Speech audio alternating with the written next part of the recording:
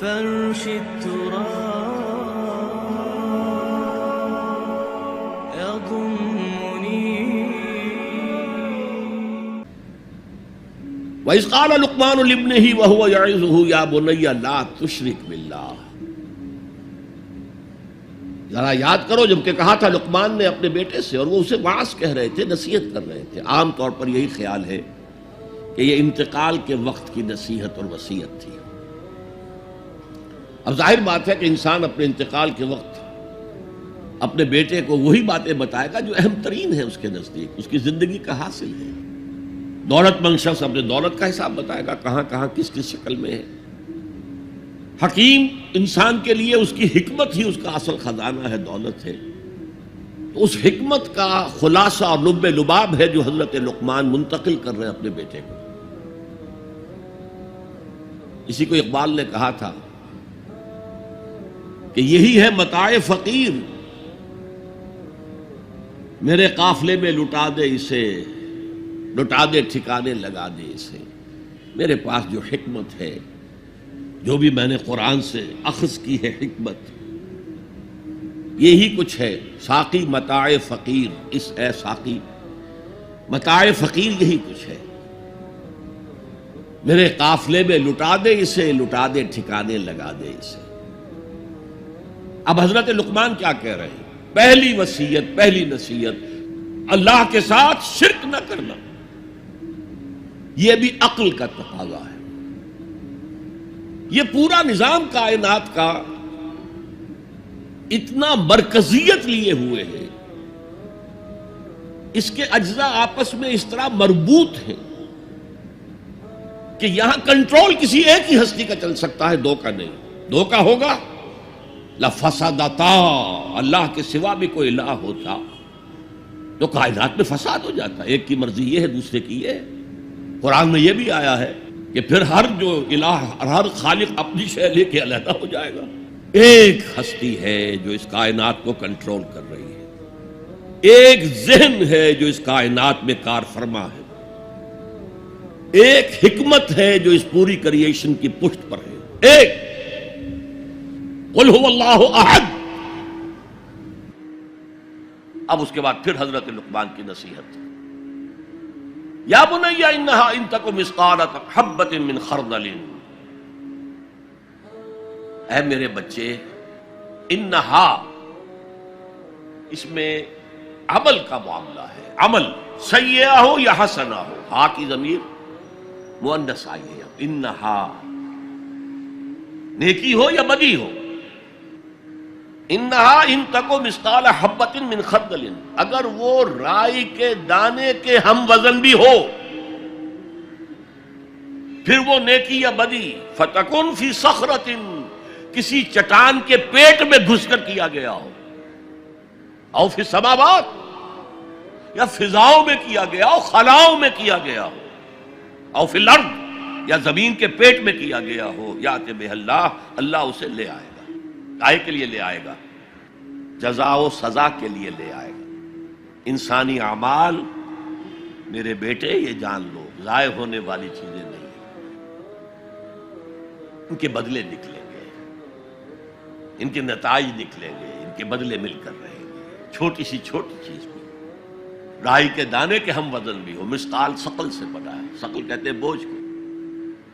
تو اگر وہ رائی کے دانے کے ہم وزن بھی ہوگا تو کہیں نہیں چھپے گا.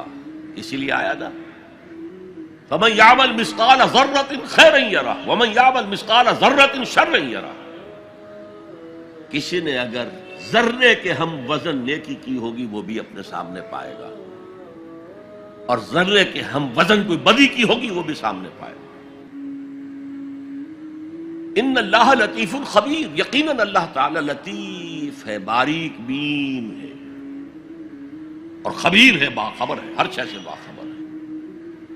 لا یخفی علیہ شیء فی الارض ولا فی السماء، کوئی شے اس پر مخفی نہیں ہے، نہ زمین کی نہ آسمانوں کی. تیسری نصیحت، یا بنی اقم الصلاۃ وامر بالمعروف وانہی عن المنکر واصبر علی ما اصابک.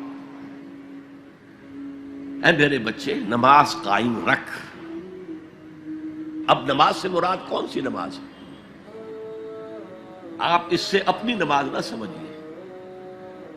ہم سے پہلے بنی اسرائیل کے اندر کچھ اور نماز کی شکل تھی، ہمیں کچھ اور نماز کی شکل دی گئی ہے، ہمیں نماز کے اوقات اور دیے گئے، ان کے کچھ اور تھے. لیکن کیا شے مشترک ہے؟ اللہ کے ساتھ ایک لا لگانے کی شکل، اللہ کے ساتھ تجدید عہد کرتے رہنا، اللہ تعالی کے ساتھ ایک تعلق قلبی اور ایک ربط ذہنی برقرار رکھنے کا کوئی نظام ہونا چاہیے. وہ ستون مانو اسے، الصلاۃ عماد الدین. تو نماز قائم رکھ، میں نے ترجمہ رکھ کیا ہے، کر نہیں. ظاہر بات ہے کہ لقمان بھی نماز پڑھتے ہوں گے، جو بھی نماز تھی ان کی، اور یقیناً ان کا بیٹا بھی پڑھتا ہوگا. اس لیے یہاں نماز قائم کر کی بجائے بہتر ترجمہ ہے نماز قائم رکھ. وامر بالمعروف ونہی عن المنکر. اب پھر فطرت کا معاملہ آ گیا. فطرت انسانی واقف ہے کہ یہ شر ہے، یہ خیر ہے، جسے میں نے اس سے پہلے کہا ہے کئی مرتبہ، بیسک ہیومن موریلٹی جو پوری انسانیت کی میراث ہے، ہر مذہب میں وہی ہے. اسی کی بنیاد پر کچھ لوگ ڈیولپ کرتے ہیں فلسفہ وحدت ادیان، لیکن وہ بات درست نہیں ہے. البتہ یہ کہ جہاں تک بنیادی اخلاقی تعلیمات ہیں وہ مشترک ہیں، وہ انسانوں کی مشترک میراث ہے. جھوٹ مت بولو، سچ بولو، وعدہ خلافی نہ کرو، وعدہ پورا کرو. راہ میں کوئی بھٹک رہا ہو تو راستہ دکھاؤ، کوئی اندھا ہے تو انگلی پکڑ کر اسے سڑک پار کرا دو. یہ فطرت انسانی ہے. اس پہلو سے معروف کا لفظ آیا، نیکی کا لفظ ہی نہیں آیا یہاں. جانی پہچانی شے. اذا ساعت کا سیئتک وحرت کا حسنتک فانت مومن.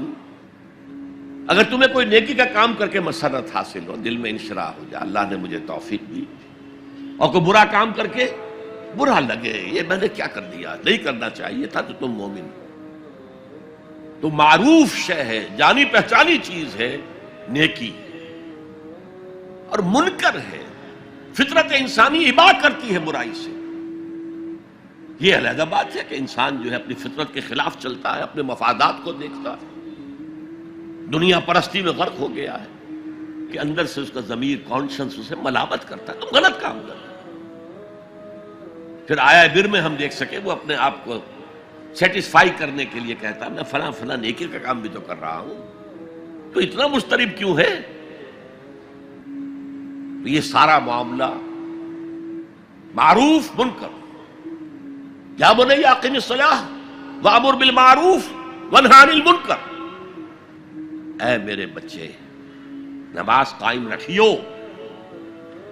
انتقال کے وقت کی یہ وصیت ہے، اور نیکی کا حکم دیتا رہیے، معروف شے کا پرچار کریو.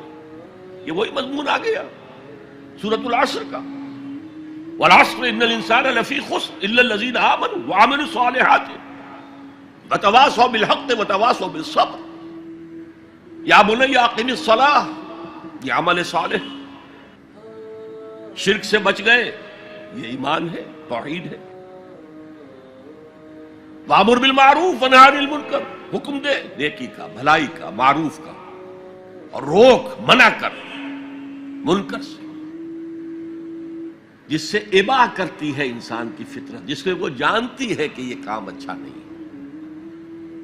وَاصْبِرْ عَلَىٰ مَا أَصَابَكَ، وہ صبر بھی آ گیا، وَتَوَاصَوْا بِالصَّبْرِ، اور پھر جو بیتے اس پر صبر کیجو.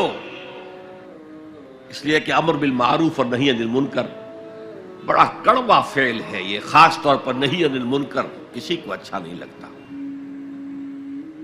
ریزنٹمنٹ ہوتی ہے. بچے بھی جیسا کہ میں عرض کر چکا ہوں، اگر آپ کہہ دیں بھئی یہاں مت کھیلو، یہ کھیلنے کی جگہ نہیں ہے، تو پھر اکثر و بیشتر اپنی عزت سلامت لے کر گھر جانا ممکن نہیں ہوگا. اور جو سب سے بڑا حق ہے، یہ زمین، یہ کائنات اللہ کی ہے، وہ اس کا حاکم ہے، اس کی حاکمیت قائم کرو. تو جو خدا بنے بیٹھے ہوں اپنی حاکمیت کا سکہ چلا رہے ہیں وہ برداشت کریں گے؟